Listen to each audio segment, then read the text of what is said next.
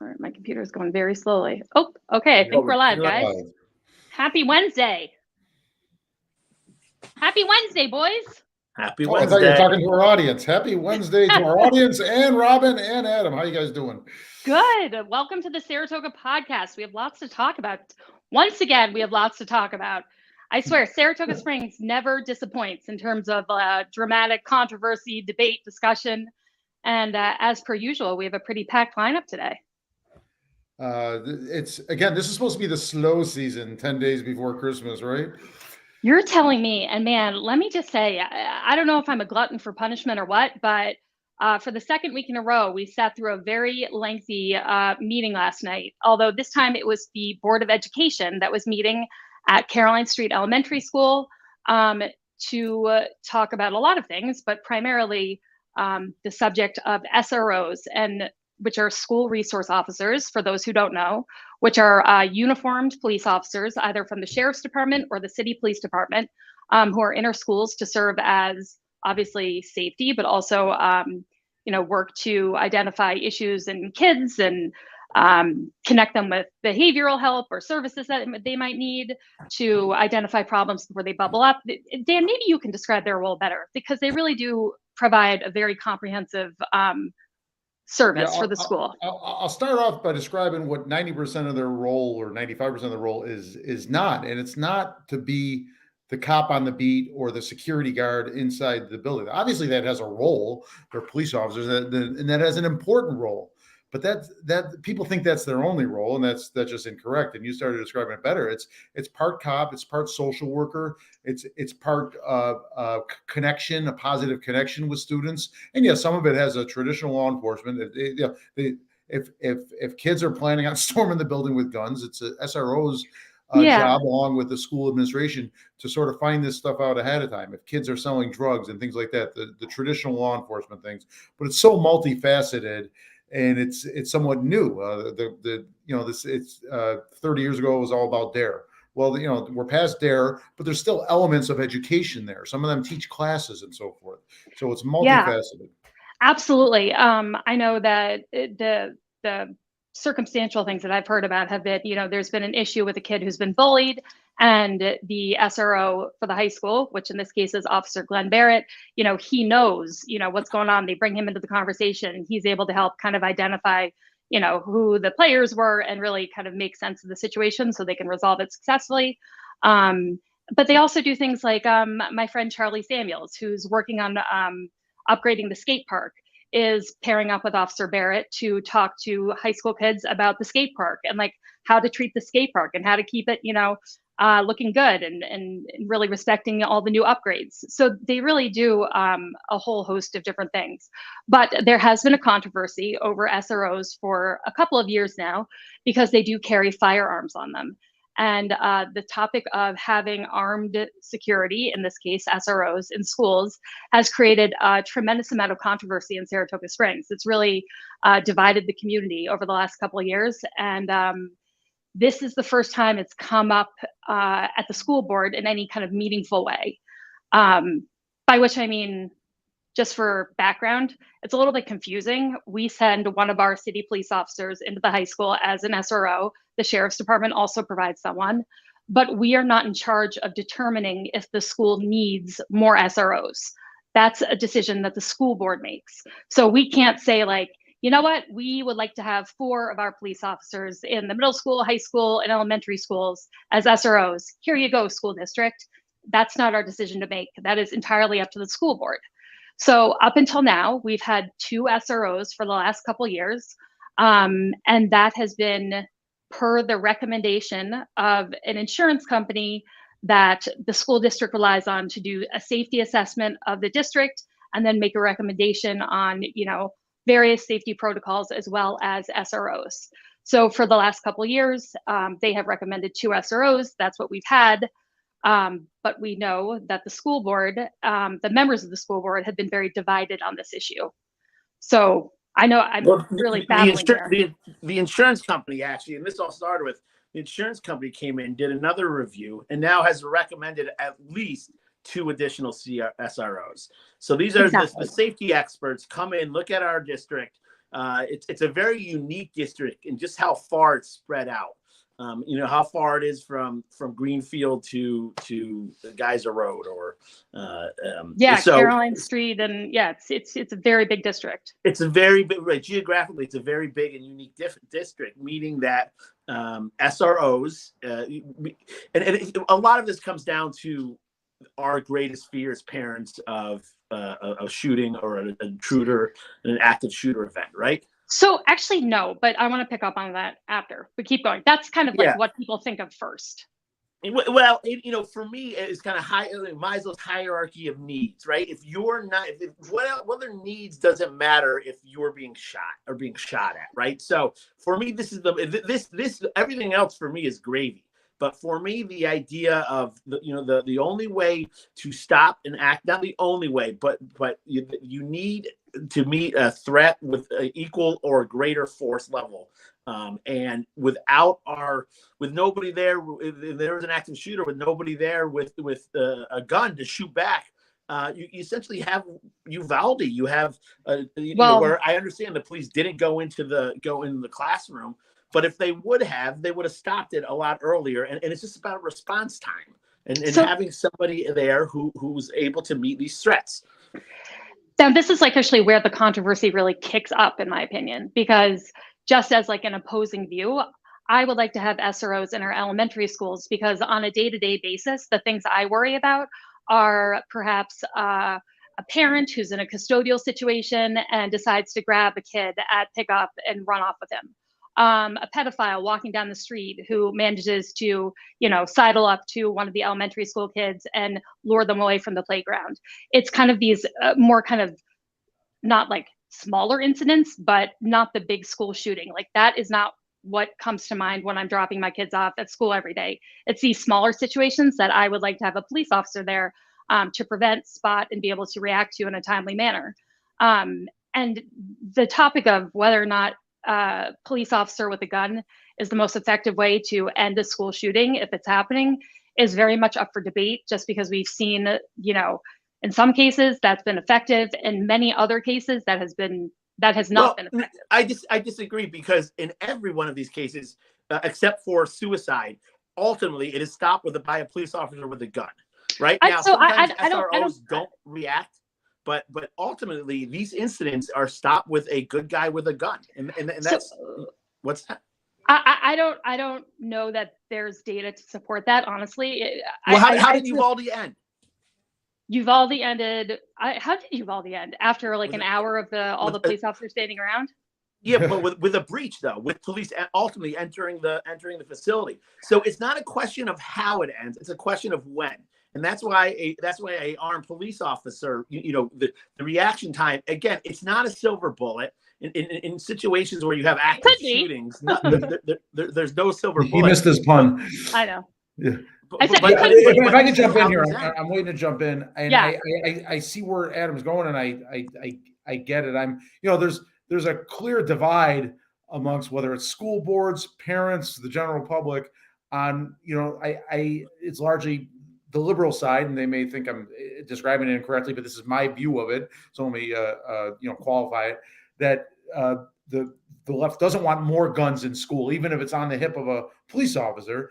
I sort of understand that, but it sort of defies reality that when Adam said, when bad people are coming through the door with guns, I, as a parent, want an armed police officer there. Others, again, largely the far left don't want to introduce. I don't get it. I don't get it, and I don't understand how the logic there. I do know there's sometimes a racial component to it. That I saw a tweet recently that, great, now I have to worry about active shooters and cops, I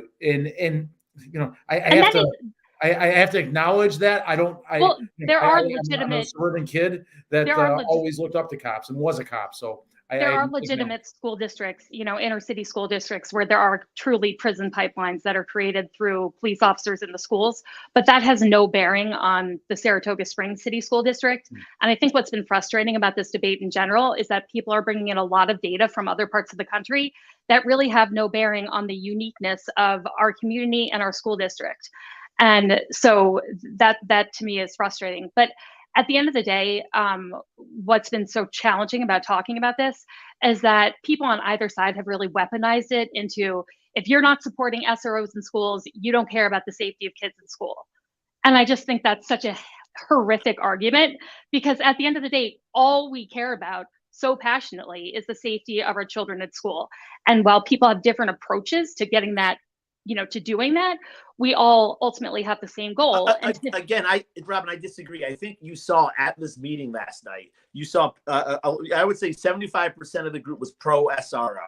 That 75% was comprised of parents and grandparents. The 25% that was anti-SRO was comprised of activists. And the same activists comprised of activists. No, Adam, I'm just saying though that everybody at the end of the day is arguing for a safe school environment.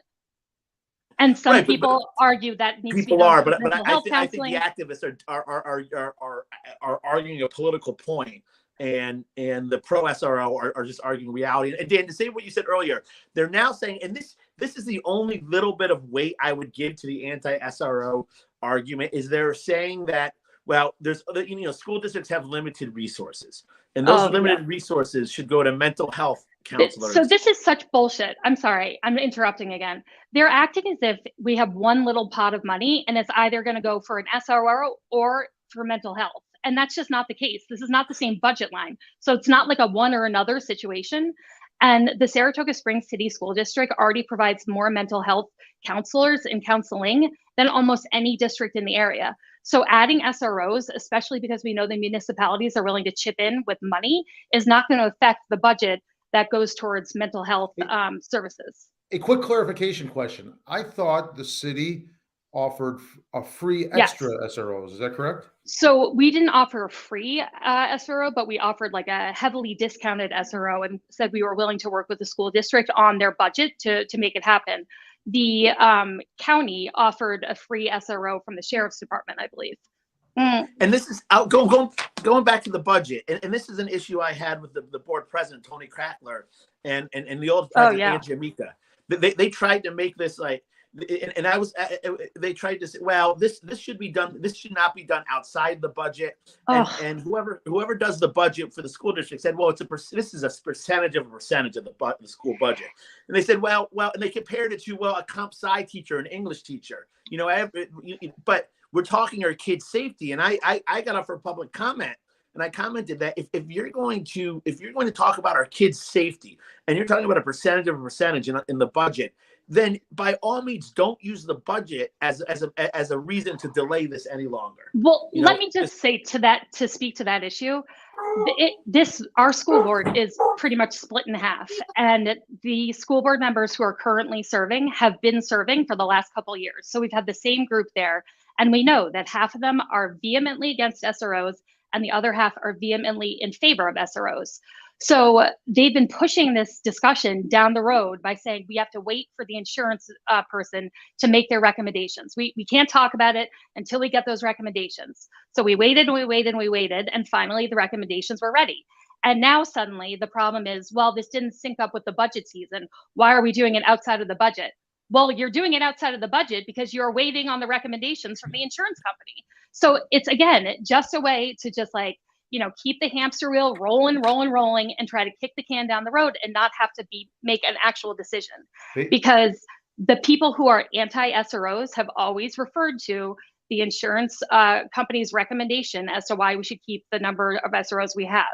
Now suddenly they're confronted with a recommendation that calls for 2 additional SROs, and they're fighting like hell against it, which is just incredibly hypocritical and isn't reflective, I think, of the community's wants and needs, but more so of their own political opinions or personal opinions. But they keep getting reelected. The same ones that go against the community's wishes seem to find a way to get reelected. And I think that's because they're so engaged and the parents are so engaged with the kids. The election results transcend the community's wishes. Well, it's also largely due to who the teachers union endorses. I think there's only been one instance. Erica Borman was elected, and she did not have the teachers union endorsement. But that really drives the school board election results, as far as I can tell. Real quick, guys, I want to take a couple minutes right now. I just want to read. There was a lady who gave up and gave a pro SRO comment, a public comment, and I thought it was so well done. She was a female. I think she's of Latin descent.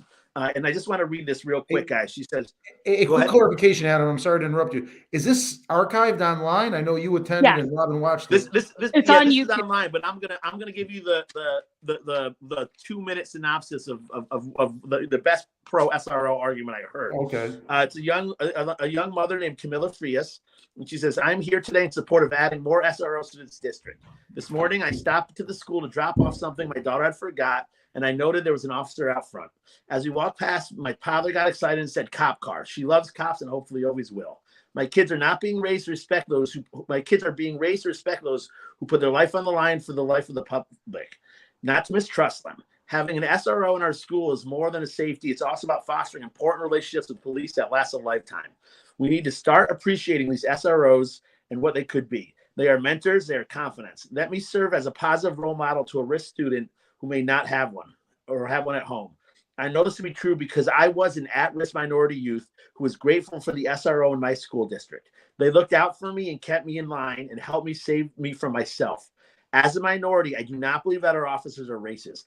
As a youth offender, they never treated me with disrespect. And as an adult, I know that my actions cause my interactions with the SROs in the school. These officers are not only trained to work with our kids, but will put their lives on the line for them as well. My family and I support SROs. Please stand with us and follow the recommendations. If you do not, that tells me you're an anti-police activist whose political ideology is more important than our kids' safety." So I just saw that summed it up great. And you know what, Adam, to that point, a couple school board meetings ago, they actually had the SROs come in and present to the board and talk about what they do. And it was so compelling to hear it from them because one of the issues they addressed were they know there's kids who are uncomfortable around law enforcement in general. And they talked about the ways in which they try to connect with those kids and try to start building a relationship. And it was things as simple as one of the SROs was saying that he carries like a little Nerf football when he's walking down the hallway. And when he sees students that he knows feel uncomfortable in the presence of law enforcement, he kind of tosses the football to them and they like toss it back. And they just have like this little moment of connection. And it's like these little things to just start kind of breaking down those barriers. And also it's worth mentioning that prior to Officer Barrett being the SRO for our high school, Officer Lloyd Davis was the SRO in our high school for years and years, and he is a person of color. And so I think the race argument, not argument, but the issue of race is certainly always something we want to be aware of and talking about. But per Superintendent Mike Patton, there has never been any issues that have pertained to race when it comes to how the SROs have engaged with the student population. Yeah, you could see Dr. Patton there at this meeting. You could just tell he's pro SRO. And when people tried to bring up these stats, like you said, of SROs are foster a feeling like a prison, or they're going to funnel kids to prisons. He just was pulling them back, saying kind of all the connections that these SRO makes with the students. And then all the times that they're needed, again, you mentioned it with said multiple times this year, there's been custody issues that have played out at the school where what are you going to have a teacher break up grab a kid from a parent who shouldn't be taking them? No, this is why you need trained law enforcement. So, yeah. It really, I think, again, we've talked about this before. We're on the same page. It gets my blood going a little bit because it's just common sense. And when you put political ideology over common sense, it's crazy. I also just have to say the district they were saying we are like really the leaders in school safety in terms of, we have a team called the DIRT team, which is the District Emergency Response Team. I served on that team for a little bit. And basically all the ways in which our school district has been addressing school safety through DIRT, through infrastructure upgrades, through the drills that they do with the kids. I mean, we are really at the forefront of school safety and doing everything we can, from the entrances and exits to the locks, to the windows, to how a student might report another student who they suspect might be, getting violent or is, threatening a kid or threatening to bring a gun into school. I mean, we are really for lack of a better term, firing on all cylinders in terms of safety right now. But what kills me is that we don't have any SRO or law enforcement presence in any of our elementary schools. And to me, it's the elementary school children who are the least aware of what an active shooter situation is and who need law enforcement there the most. And so it really upsets me that we don't have that in place.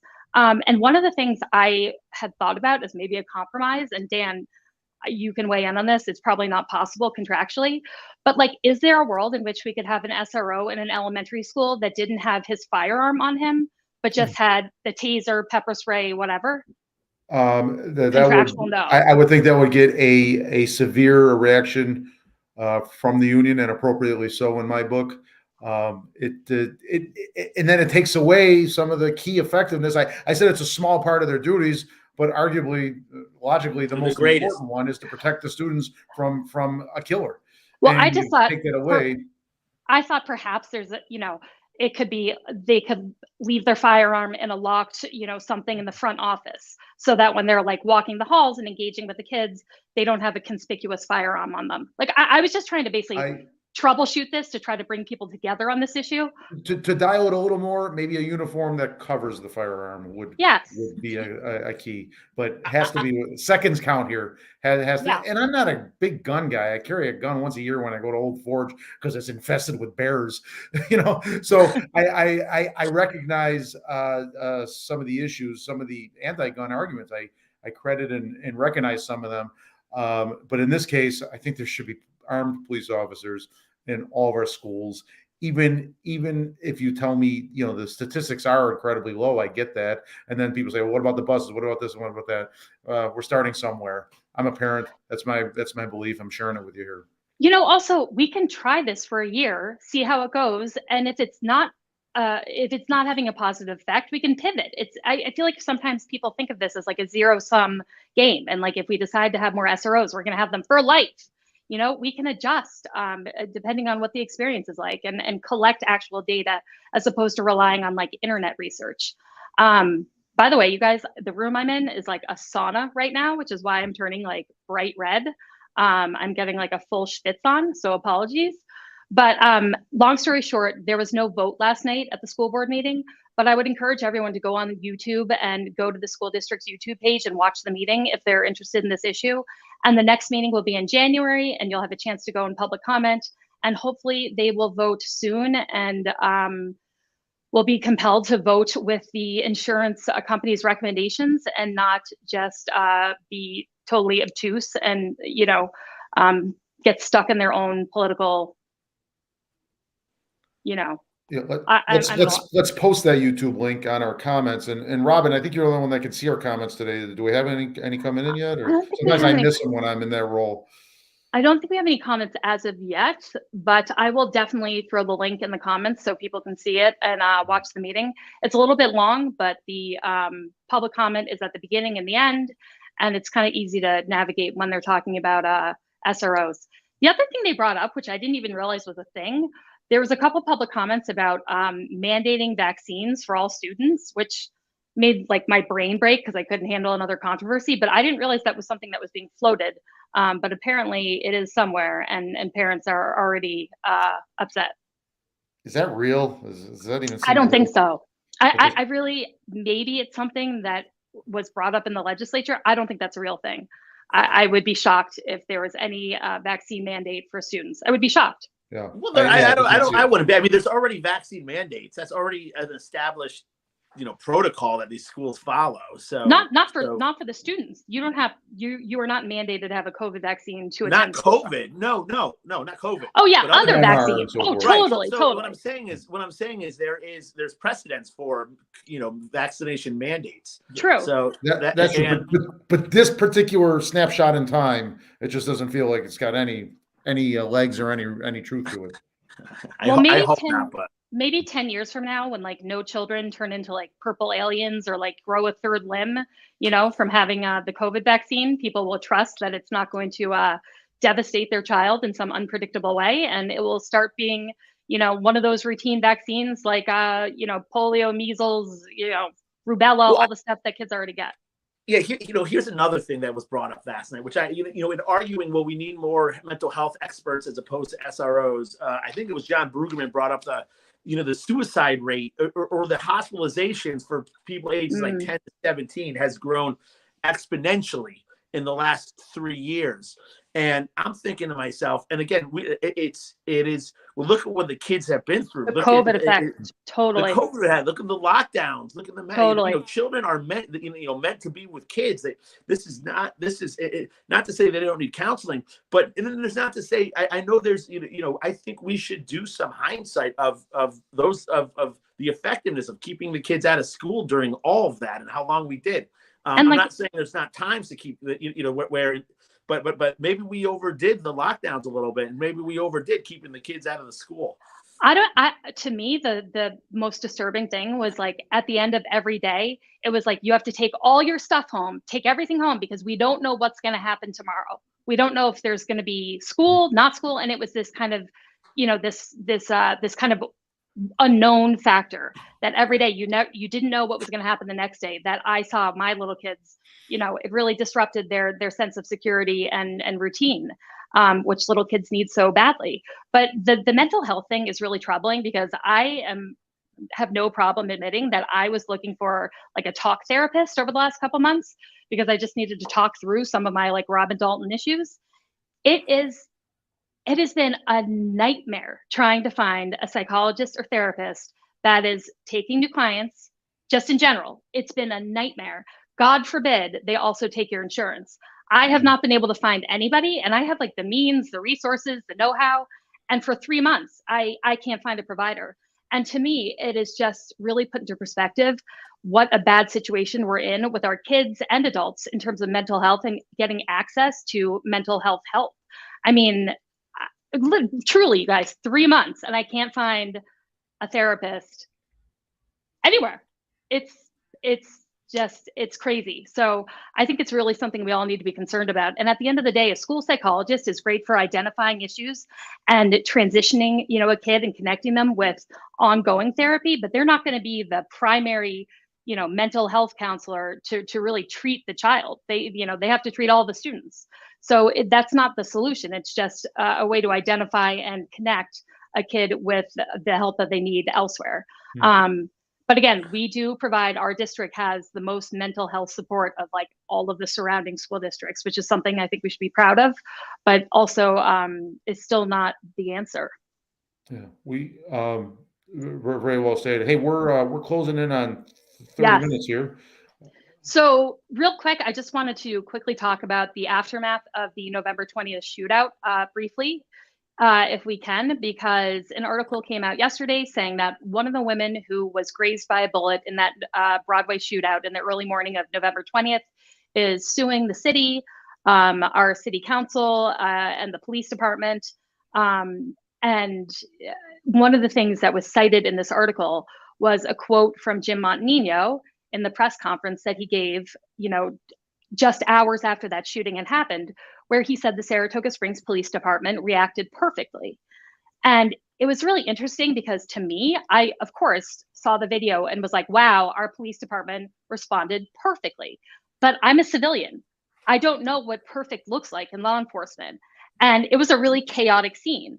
And so as a public official to come out and say that they responded perfectly literally tease up this litigation where this woman is saying she was grazed by a stray bullet and the response was not perfect. And it just, again, reminded me how irresponsible it was for them to have that press conference. The chief of police should have been having that press conference, and he would have been able to speak to the police department's response without setting up a situation that would prompt litigation. Yeah, in that article, wasn't it even her and her attorney was kind of told Jim to shut up. I mean, literally, that was quoted as Jim should just shut up. And this is her attorney saying it. Which, again, Jim, I like him as a person. I've talked to him a couple times, but that press conference was not smart. But in the heat I of have the the moment, quote if you want it. Yeah, but I just want to finish the thought. And then to double down with trying to get taxpayer money to sue the DA. But yeah, what was the quote? So the quote is, Coffey also chastised City Public Safety Commissioner James Montanino and praised Saratoga County District Attorney Karen Hagan for, quote, telling them to shut up after Montanino had said the police officers did everything right. Quote, how do you possibly shoot an innocent bystander and say you did everything right, Coffey said. Montanino had said Saratoga Springs police officers fired their weapons at least 11 times, and then it goes on. It's let me at least acknowledge here that Jim Montanino, he didn't do it well. I think he was trying to back the police officers in that area. But again, that press conference, the way it handled, like you said, it shouldn't have been called. Should have been those two up there. It should have been so limited in scope, and they were just so wide. They hit on a lot on that. But I think Jim's intentions, it was well meaning noble there. The intentions, but then to double down was just even that for me was like, all right, that's stupid, right? The press conference in hindsight wasn't the greatest thing, but to double down to fight the DA, ridiculous. That I agree with, yeah. And I went to the last city council meeting because I also wanted to bring to Commissioner Montanino's attention that the Saratoga Springs Police Department policy states that the chief of police is ultimately the person who is responsible for disseminating information to the media, especially when there's an ongoing investigation. That authority lies with the chief of police. So Jim Montanino violated his own department's policies in how he did that press conference. And for me personally, I feel like if he can't abide by the policies of his own department, he should not be in that position. He is not suited for that office. He should not be in that office if he can't follow his own department's rules. The take I get from Jim Montanino is he just is absolutely convinced he is always the smartest person in the room. Correct. And that may be unfair, but that is my take in observing him. Because of his lengthy legal experience arbitrating divorces. I don't know every corner of his legal career, but I guess I know. I do. Okay. All right. Moving on. Yeah. So we have my event event coming up tomorrow. We have Abby with us. Yes, we do have Abby with us. Hold on one second. Hopefully with audio this time. Abby, can you hear us? And can we hear you? Can you hear me this time? Yay! Abby is the editor-in-chief and really just boss of everything at Saratoga Living Magazine. And we love having her on the podcast. And she's here to talk about your new holiday edition that just came out, as well as a very exciting event happening tomorrow and some singles events that are really exciting. So lots to dive into. Yes. Well, this issue, has two of the three of you in it, as I think you've discussed before. Abby, where's my feature? I'm feeling a little left out over here.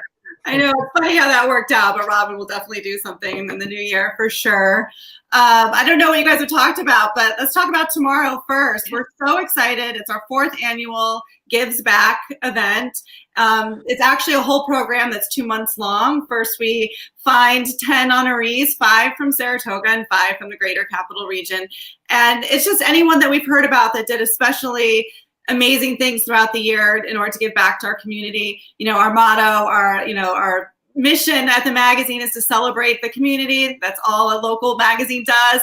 And for 2 months, we get to celebrate 10 people in that community that do just amazing things. And so we interview them. They're in the print issue of the magazine that's out now. And then tomorrow night is our big party, and they will all be honored at this event. Adam is one of our 10 honorees. And so this is really exciting because this is a great party that's happening tomorrow night where these 10 people who have been doing just incredible things for the community and various communities are being honored, but also there's cocktails, you can socialize, and then you can hear about these really inspiring stories of philanthropy, a lot of which were kind of like under the radar, Abby, which I think is really cool. You really go out of your way to find stories and people who are doing things, not that, we don't see all the time, and really unique and interesting. Sometimes the under the radar, as you put it, are the ones that need the help the most. And when you don't have the hugest organization, there's no red tape. I think Adam can actually talk about this because his is so grassroots. We know exactly where the money is going. So you leave the event really feeling good about yourself and knowing where the money is going and all of those things. And it's all staying local. When you buy your ticket for the event, you actually choose which of the 10 organizations your money goes to. And then, like you said, it's a really fun party. So it starts at 6 o'clock at Putnam Place. There are, you can, all kinds of articles on SaratogaLiving.com that all link to where you can buy tickets. And the first hour we have a ton of food, wine from Frisianet, sparkling wine, whatever you want. And then the program starts around 7. And Christina Arangio from Channel 10 is the MC, and she'll be introducing all 10 of the honorees and telling their stories. And then the last hour is just kind of a holiday party. So an excuse to get dressed up. We take photos for the magazine, definitely photo opportunities all around. And it's just a really great feel-good event. And by the way, it's a really reasonable ticket price. And you're not only getting the whole party, but you also know that part of your ticket money is going to the nonprofit of your choice. So, I mean, I can't think of a better way to spend $100, honestly, especially at this time of year. Like, this is the perfect season to be having this kind of event. Can I quickly ask how late this will go? There's a few conflicts, including St. Clement's Christmas concert for me, but I'd like to get there if I can. You never know. They party hard over at Saratoga. We try to keep it 6 to 9, Dan. Okay. But the bar stays open after. But you can, buy a ticket. It is a donation. There is a little friendly competition in that we do match the funds on the nonprofit that raises the most money. And we do a cutoff at like around noon or so tomorrow, just so that we walk into the party knowing who won. So Adam, Go ahead, Robin. Can you remind us of why you're being honored and all the incredible work you've done and why we're all going to this party to support you? Yeah, well, I'll tell you what I did before. I'll tell you what we're going to do. But as many of you know, I've been going into Ukraine and Poland, just delivering. It started with letters of hope, which is letters with $20 in it, but just delivering hope and kindness and warmth and cheer wherever we can. But we're really excited about this next trip. We're going. We're actually going with a guy he's been on the front line in kind of showing the Ukrainians territorial defense how to properly administer first aid for not mass shootings, but for bullet wounds and for trauma from shrapnel. So this guy, he knows Ukraine, he knows it well. And we're essentially going to spread Christmas joy there.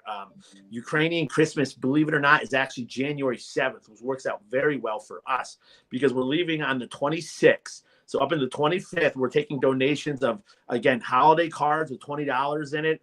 The disposable heat packs, you use for skiing, and thermal underwear. Those are the things that are really, we want to take over with us, or unused generators. If anybody wants to donate a generator, we'll take it over.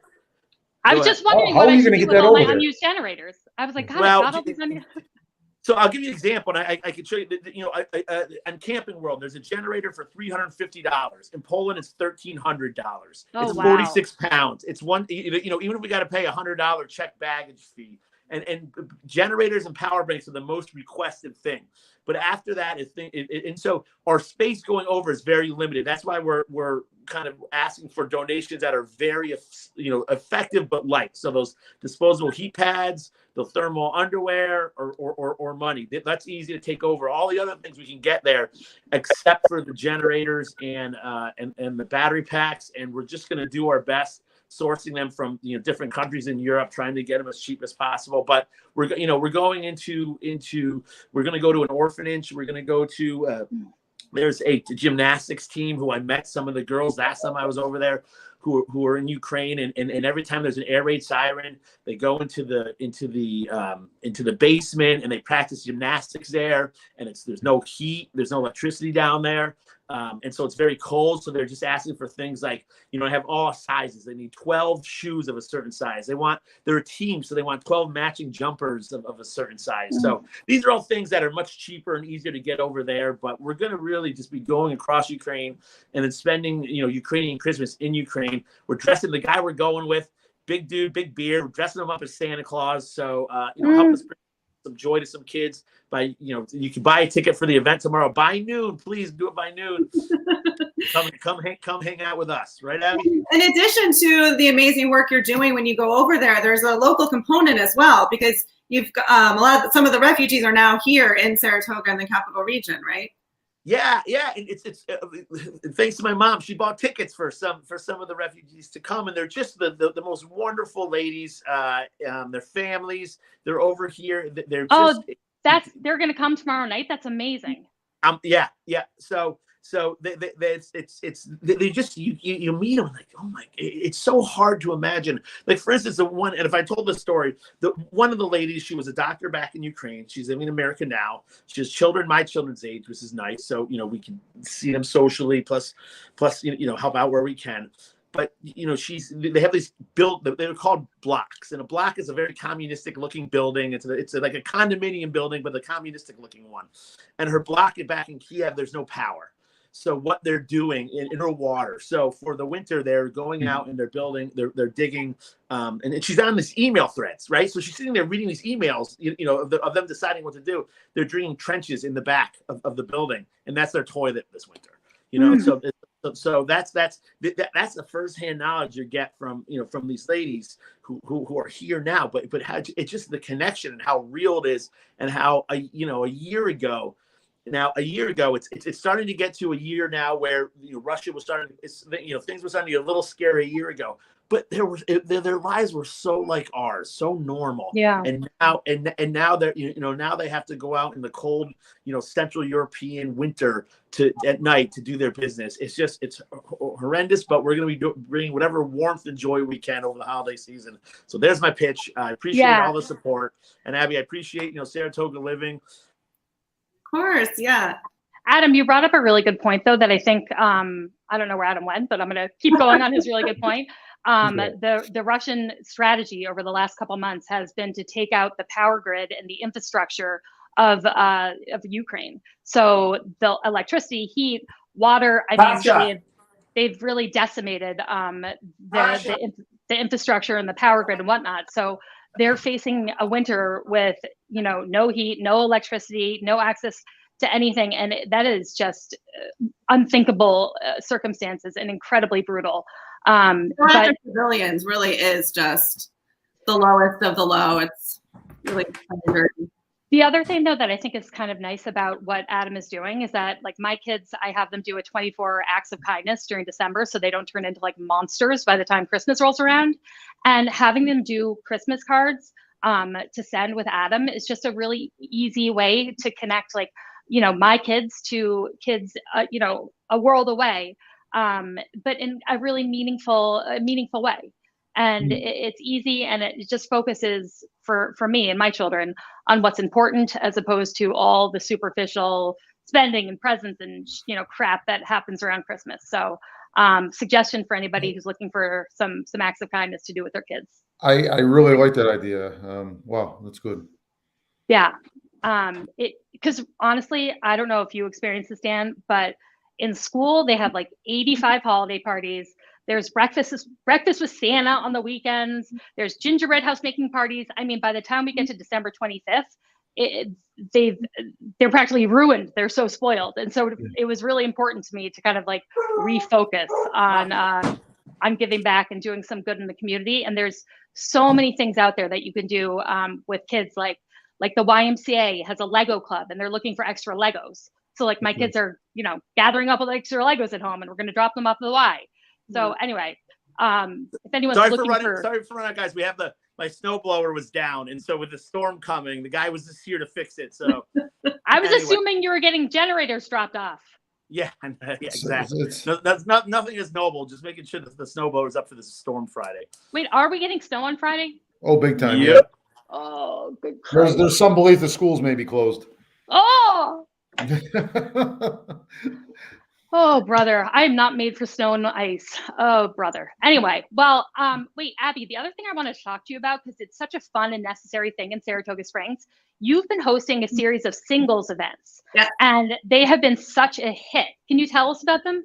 Yes, absolutely. And I wanted to, I know I gave the website, but also you can find any of the info for the party tomorrow on our social media. Saratoga Living on Facebook and Instagram are also very easy ways to find it. And to keep your eye out for our next singles event. We had one this week, and or last week, and we did a Christmas sweater party, which I had never actually attended, and it was super fun, and everyone looked festive. Coming out of COVID, I would even see on the Facebook group, that Adam runs, What's Going On Saratoga, that people didn't know how to meet other people.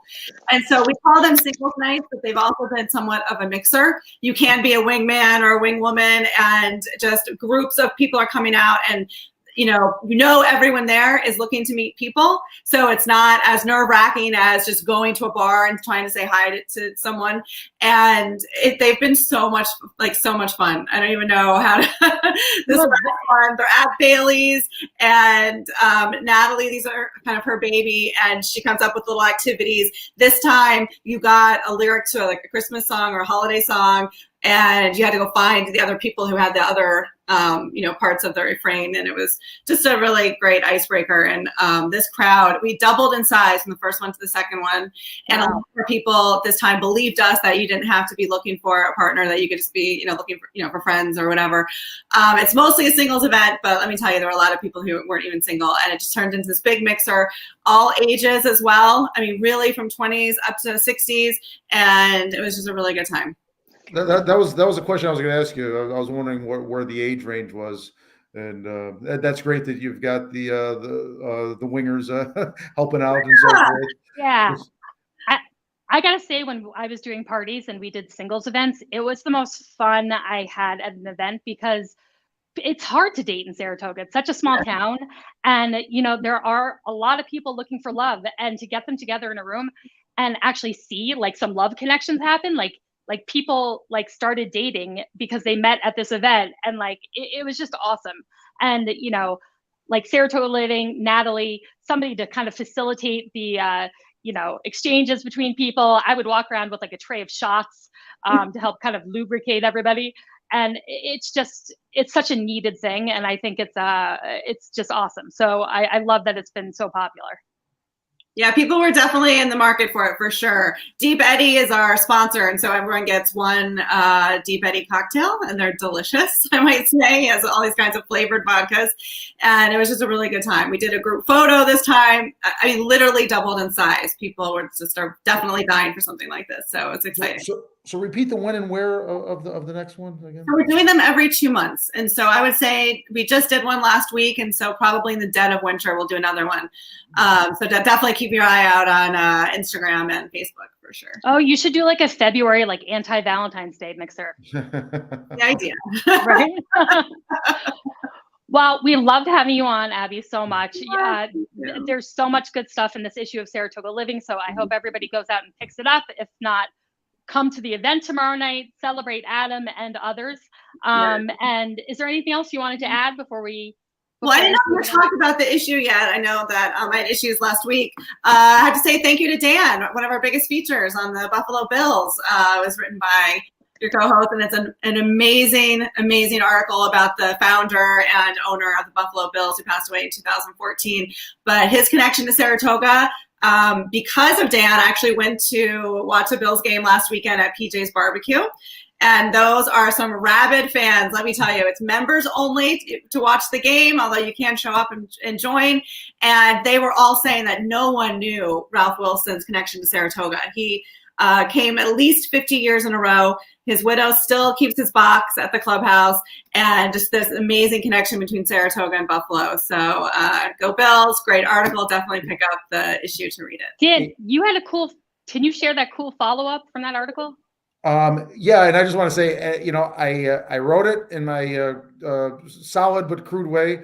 A certain editor named Abby on your screen really polished it up, made it beautiful, and I don't hang on a split second. Hang on, I have it right here, I think.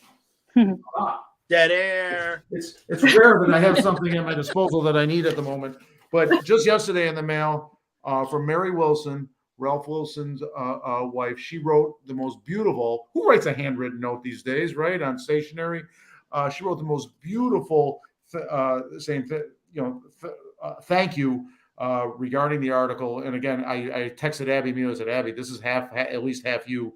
It was so touching and so nice to do it. But yeah, the Buffalo Bills were conceived here in the Spa City, and don't you forget it. It's not as weighty as the things we're talking about that Adam's doing with overseas, but it's a source of pride to me in Saratoga Springs that we have that key connection. Wait, Dan, Yeah, does that mean that letter. does that mean that we get to be in the Bills Mafia officially? Yeah, I don't know the cost, but she mentioned PJ's Barbecue. That is just a $25 season long admission fee. Get you through the playoffs and everything. If you care to do it, it's a fun crowd. You get there a few minutes early. You can usually get a seat. They got the kitchen's open and so forth. It's just great if you are a Bills fan or think you might be a Bills fan. It's fun to watch a game there.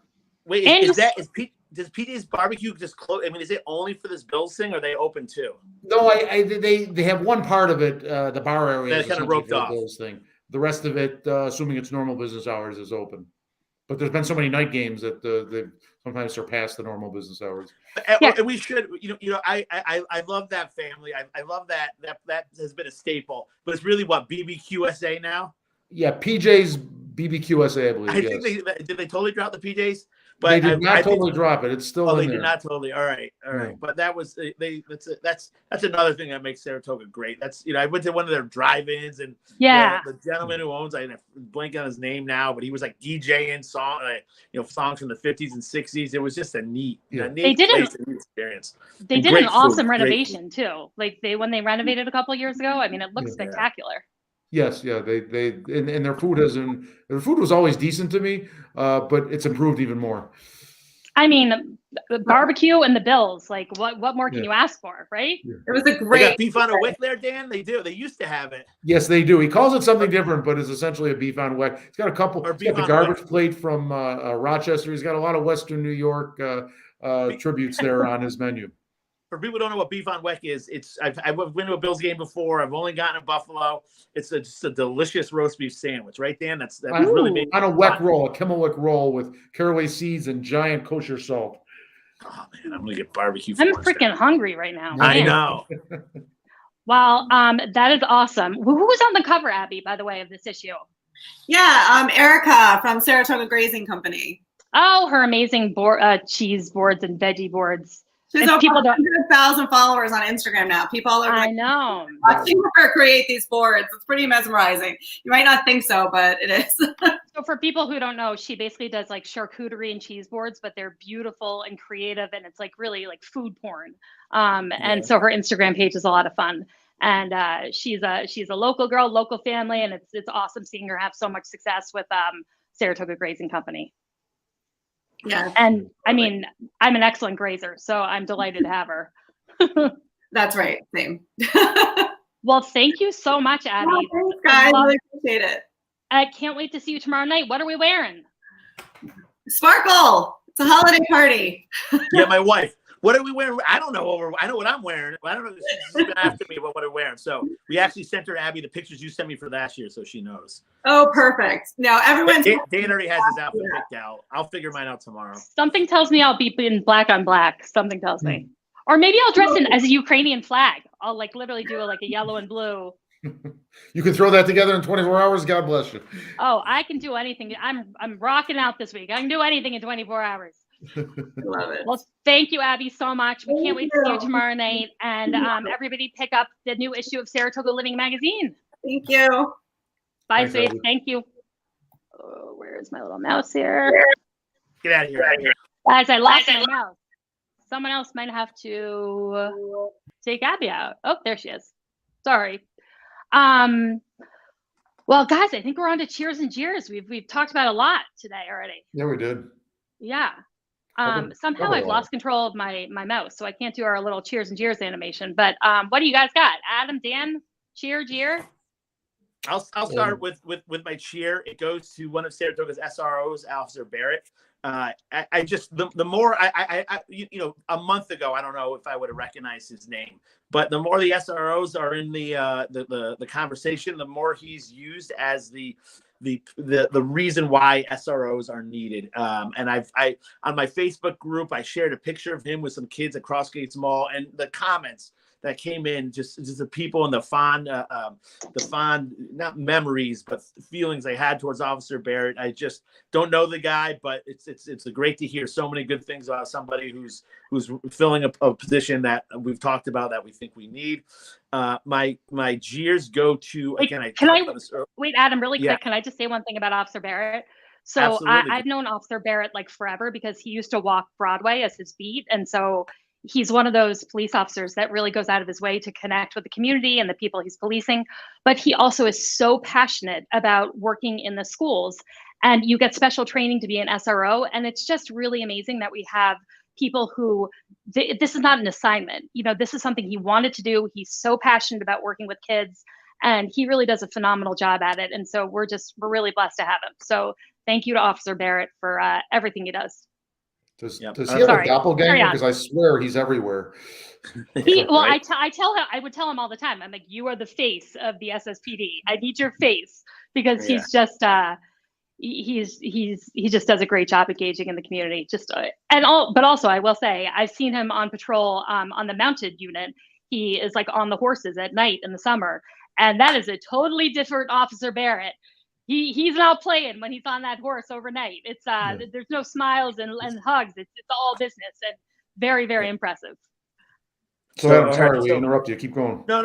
Sorry, no Adam. problem. So my jeer goes to the two board members, Tony Crackler and Angie Amica, on our city school board, who are comparing what an SRO does and the need for SROs to an English teacher or a comp sci teacher as far as the budgetary process. It just shows how they don't take, this is our children's safety we're talking about. The most important thing us as adults and parents can do is ensure our children's safety. And believe me, my mother was a teacher for 40 years. This has nothing to do with English teachers or computer science teachers. But to say we could keep on kicking this down the road because we would if it was a new English teacher department. It just shows that how out of touch they are with the parents the actual parents who have kids in the school district who want to drop their kids off, knowing that there's an additional line of safety there should something happen. So that's what I got for today.